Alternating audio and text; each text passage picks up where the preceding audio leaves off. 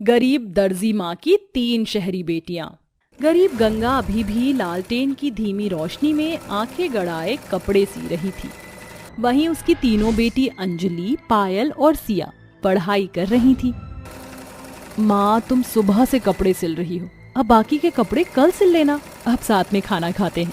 मेरी बच्चियों, तुम तीनों मेरा इंतजार मत करो, कल परीक्षा है ना, खाकर सो जाओ, मुझे थोड़ी देर और लगेगी।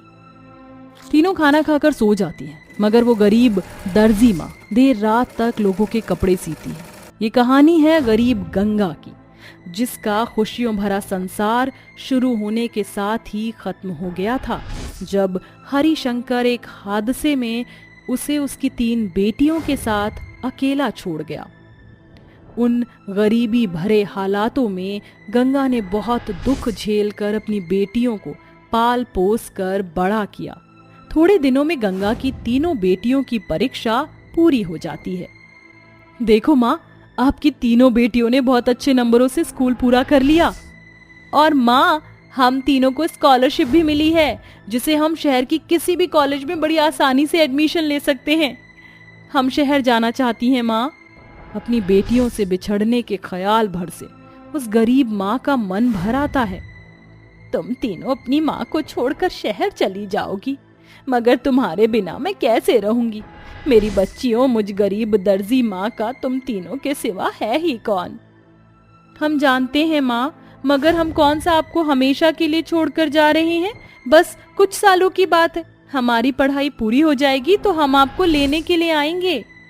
एक माँ का दिल हर हाल में अपने बच्चों को आगे बढ़ता हुआ देखना चाहता है, इसलिए गंगा अपनी बेटियों की बातों में आकर उन्हें शहर जाने देती है। तुम तीनों अपना ख्याल रखना। बच्चियों, ये कुछ पैसे रख लो, शहर में तुम्हारे काम आएंगे। इस तरह से उस गरीब दर्जी माँ की तीनों बेटियां दिल्ली शहर आ जाती हैं। पायल, अंजलि, ये दिल्ली शहर कितना बड़ा और सुंदर है। हाँ यार, कहाँ वो हमारा छोटा सा गांव और झोपड़ी जैसा घर, और कहाँ ये संगमरमर जैसा शहर और शानदार फ्लैट। हम तीनों शहर आ तो गए, मगर करेंगे क्या? झूमेंगे, नाचेंगे, गाएंगे, ऐश करेंगे, और क्या। शहर में कदम रखने के साथ ही गंगा की तीनों बेटियों के हाव भाव एकदम बदल जाते हैं। वो पीजी में रहकर नौकरी करने लगती हैं। वहीं उनकी बेचारी गरीब दर्जी माँ दिन रात गरीबी में आंखें गड़ाए लोगों के कपड़े सी सी कर उन्हें पैसे भेजती। पायल, अंजलि, ये देखो, माँ ने मनी ऑर्डर भेजा है, पार्टी तो बनती है। हाँ, तो रोका किसने है? चलो आज क्लब चलते हैं और दारू पार्टी करेंगे। उन तीनों को शहर की हवा ऐसी लगी कि वो जरा भी नहीं सोचती कि उनकी गरीब दर्जी माँ ने कितने जतन से पाई पाई जोड़कर वो पैसे भेजे थे। ऐसे ही दिन महीने करके 2 साल बीत गए। इन 2 सालों में गंगा के पास ना तो उसकी शहरी बेटियों की कोई चिट्ठी आई और ना वो उसे खुद लेने आई। फिर एक दिन गंगा टेलीफोन बूथ से अपनी बेटियों को फोन लगाती है। गोपी भाई, जरा इस नंबर पर फोन लगा दो, मुझे मेरी बेटियों से बात करनी है। यार पायल, तेरा फोन कब से बज रहा है, कॉल पिक क्यों नहीं कर रही? गांव से माँ का फोन है। अबे यार, हमारी माँ को बिना चैन नहीं है, अगर इनका फोन उठा लिया ना तो अच्छे खासे मूड की माँ बहन कर देंगी। ऐसा कर, तू फोन काट दे और जल्दी से मेकअप कर ले, we are getting late for the party. Payal phone काट देती है। तभी टेलीफोन बूथ वाला गोपी कहता है, गंगा बहन, उधर से फोन कट गया। रोज रोज यहाँ आकर अपनी बेटियों को फोन लगाती हो, मगर वो फोन नहीं उठाती। मेरी मानो तो उनका इंतजार करना छोड़ दो। ये सतयुग नहीं है गंगा बहन, जहाँ श्रवण जैसी औलाद होगी। कलयुग है, जहाँ बच्चों के लिए उनके बूढ़े माँ बाप बस बोझ हैं, बोझ। गोपी की बातें सुनने में जितनी कड़वी थी उतनी ही सच थी, जो कि उस गरीब दर्जी माँ के दिल में बैठ गई, और वो आंखों में आंसू लिए घर आते हुए बेहोश होकर बीच रास्ते में गिर जाती है। जहाँ लोगों की बड़ी भीड़ लग जाती है, तभी चंदर उसे उठाकर घर ले आता है। गंगा काकी, तुम ठीक तो हो? चलो अब अकेली मत रहो, मेरे घर चलो, वहीं रहना जहाँ सब खा रहे हैं, वहीं तुम्हें भी 2 रोटी खिलाने से भगवान चंदर को आशीर्वाद देगा। चंदर, अगर तू मेरी मदद करना चाहता है तो जरा इस चिट्ठी में लिखा पता पढ़कर मुझे बता दे। मिट्टी उठने से पहले आखिरी बार अपनी बेटियों से मिलना चाहती है। ये पता दिल्ली के मॉडल टाउन का है। हम आपको दिल्ली जाने वाली ट्रेन में बिठाएंगे कल। अपनी बेटियों से मिलने के ख्याल से उस गरीब दर्जी माँ की आंखों में खुशी के आंसू भर आते हैं। पूरे 2-3 साल बाद मैं अपनी बेटियों से मिलने जा रही हूँ। उनके लिए सुंदर सुंदर सूट सिल लेती हूँ, मगर बिना कपड़ों के सूट कैसे सिलूंगी मैं। ये सोचते हुए गंगा की नज़र अपने घर के आंगन में खिले फूल पत्तों पर जाती है, जिसे वह अपनी तीनों बेटियों के लिए कपड़ों के बचे कतरन को जोड़कर सूट सिलती है और उन्हें फूल पत्तों से सजा देती है। और अगले ही दिन गंगा उन सूटों को सीने से लगाए अपनी गठरी लिए दिल्ली आ जाती है, जहां वह ताला लगा देखती है। यहाँ पर तो ताला लगा हुआ है, लगता है मेरी बेटी पढ़ने गई होंगी। इंतजार करते करते गंगा की आंख लग जाती है। थोड़ी देर बाद पायल, अंजलि और सिया अपनी 2 अमीर घमंडी सहेली मोना और रीटा के साथ अपने पीजी में आती हैं।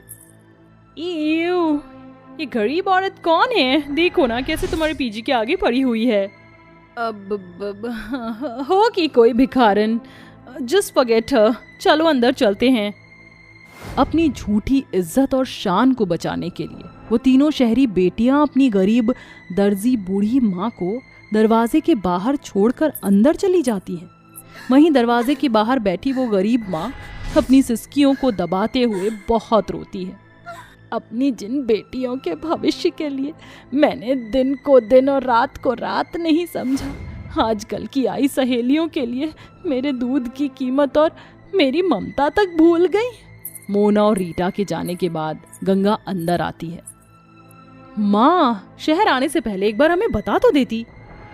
वही तो, आज तो आपने अपनी तीनों बेटियों की हमारी सहेलियों के सामने बेइज्जती करा ही दी थी। अपनी गरीब माँ को माफ कर दो मेरी बेटियों, मगर तुम चिंता मत करो, मैं किसी से नहीं कहूंगी कि मैं तुम्हारी माँ हूँ। तुम्हें अपनी कोख से जन्म दिया है।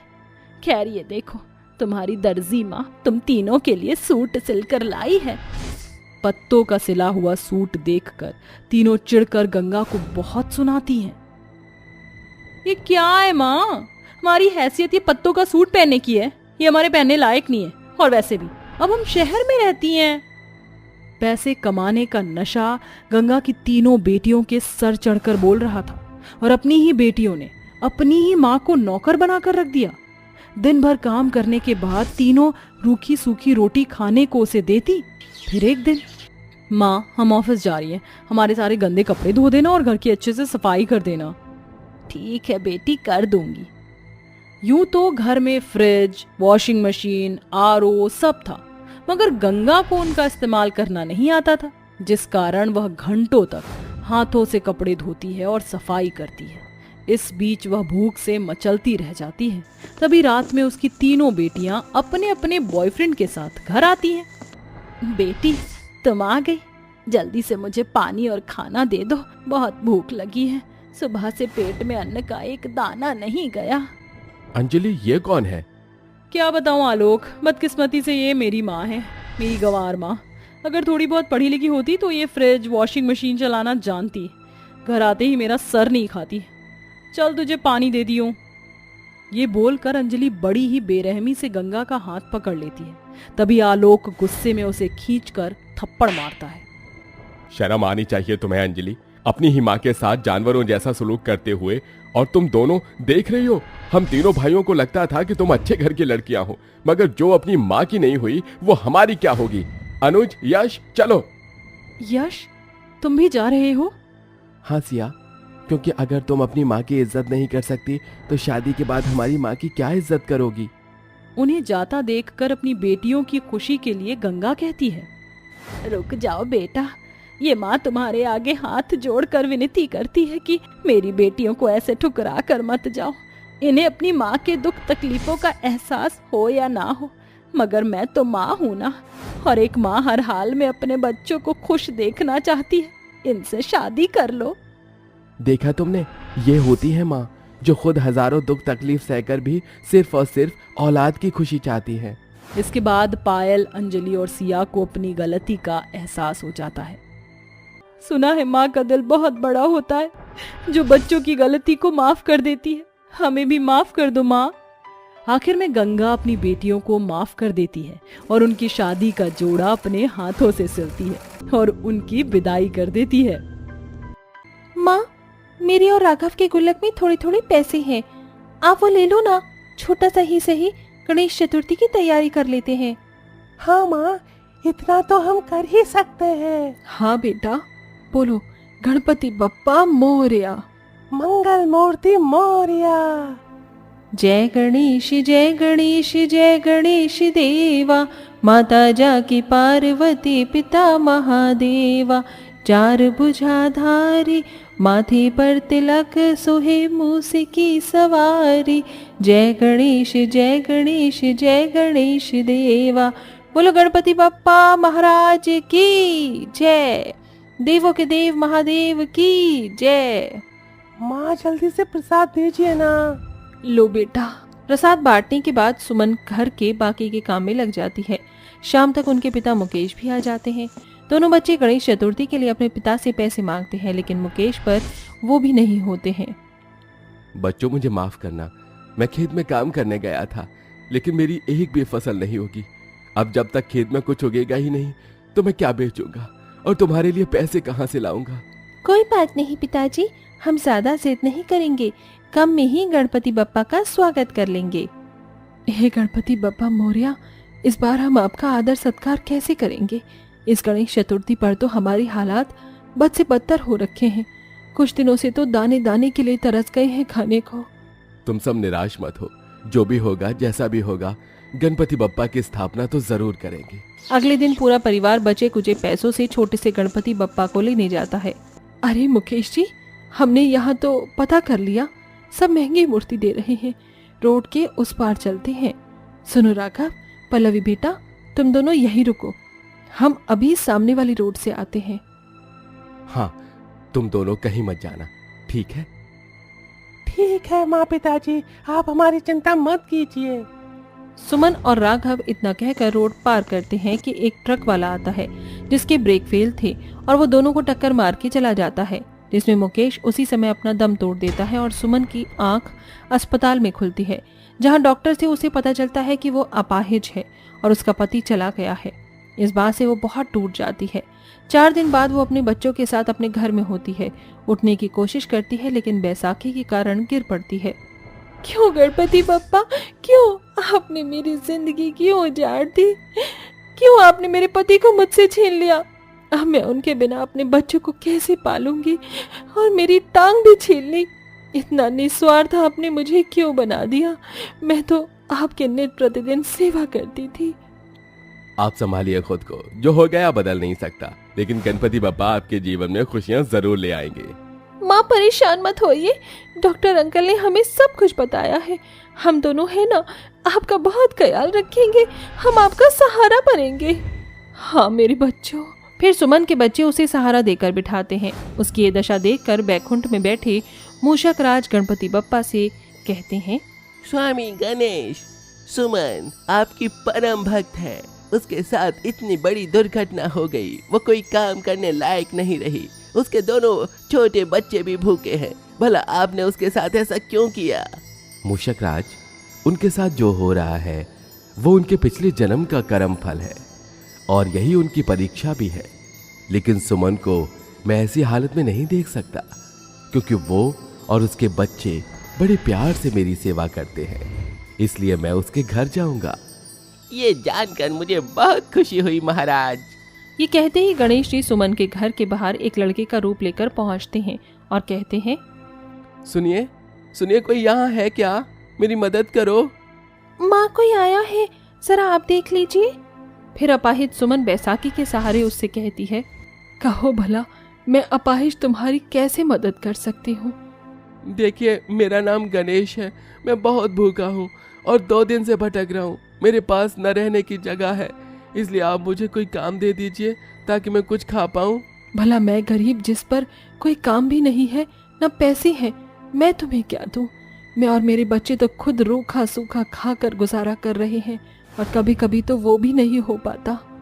देखिए, मैं आपसे विनती कर रहा हूँ, मैं आपके घर का कोई भी काम कर लूँगा, बस आप मुझे 2 वक्त की रोटी दे दीजिएगा, मैं वैसे ही गुजारा कर लूँगा। ठीक है, आ जाओ।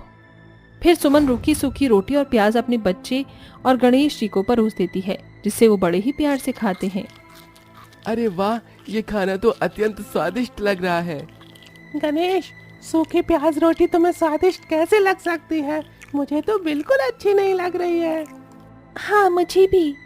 तुम अच्छे से खाओ, इसमें तुम्हारी माता का प्यार है जो मुझे बहुत अच्छा लग रहा है, और इतने दिनों बाद मैं खाना जो खा रहा हूँ। जरूर तुम भूख लगने के कारण ही तुम्हें अच्छा लग रहा है। आप भी खाइए।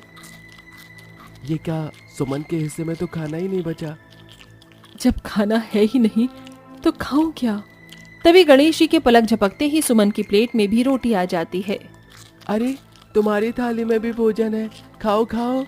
अभी तो इसमें खाना नहीं था, ये कहाँ से आ गया? खैर, खा ही लेती हूँ। फिर सुमन भी खाना खा लेती है। कुछ देर बाद सुमन झाड़ू लगाती है, तभी गणेश जी उसके हाथ से झाड़ू लेकर कहते हैं, इस काम को मैं कर लूंगा, आप आराम कीजिए। आपकी तबीयत ठीक नहीं है ना? अब से घर का सारा काम मैं ही करूंगा। ठीक है, जैसी तुम्हारी इच्छा, लेकिन अगर काम ना हो तो बता देना, मैं तुम्हारी मदद करूंगी। इसके बाद गणेश जी एक इंसानी रूप में सुमन के घर का सारा काम करने लगते हैं। पहले तो वो घर की सफाई कर देते हैं और फिर खाना बनाकर कपड़े भी धो देते हैं। चलो, आखिरकार सारा काम निपट गया। अरे वाह गणेश, तुमने तो बड़े जल्दी काम कर लिया। चलो, संध्या का समय हो गया है, आओ गणपति बप्पा की पूजा करते हैं। हम उनको स्थापित तो कर ही नहीं पाए। तो क्या हुआ, सेवा तो तुम उनकी अभी भी करते हो। हाँ, ये तो है। देखो, मैंने उनके लिए आटे और चीनी के मोदक बनाए हैं बड़ी मुश्किल से। फिर सुमन और उसके बच्चे गणेश जी की पूजा करते हैं। इतने में गणेश सारे मोदक खा लेता है तो राघव कहता है, अरे तुम पागल हो, तुमने गणपति बप्पा के मोदक क्यों खाए? वो उनके लिए थे ना कि तुम्हारे लिए। तुम अपना नाम गणेश रखोगे, इसका मतलब ये थोड़ी है कि तुम ही भोग लगाओगे। कोई बात नहीं बेटा, गणेश तुम्हें ऐसे नहीं करना चाहिए था। पहले गणपति बप्पा को तो भोग लगाने देते। मुझे माफ कीजिएगा, मोदक देखकर रहा नहीं गया। ऐसे ही कुछ दिन गणपति बप्पा सुमन के घर का सारा काम करते हैं। एक दिन सुमन बैसाखी लेकर जा रही थी कि तभी गणेश कहता है, अरे, ऐसी हालत में आप कहाँ जा रहे हो, इतनी जल्दबाजी में? मेरा जाना जरूरी है। दरअसल मैंने खेत पर ध्यान ही नहीं दिया जब से उनके पिताजी छोड़कर गए हैं। अगर वहाँ कुछ फसल उग जाती तो हमारे घर का दाना पानी चलने लगता। आप चिंता मत कीजिए, मैं वहाँ का ख्याल रख लूंगा। मुझे थोड़ा बहुत हल जोतना आता है। अरे पर तुमसे नहीं हो पाएगा। मैं कर लूंगा, आप निश्चिंत रहिए। फिर गणेश जी सुमन के खेत को अपने आशीर्वाद से उपजाऊ बना देते हैं, जिसे देखकर सुमन बहुत खुश होती है और वो अपने हाथ से मोतीचूर के लड्डू बनाकर गणेश जी की आरती करती है।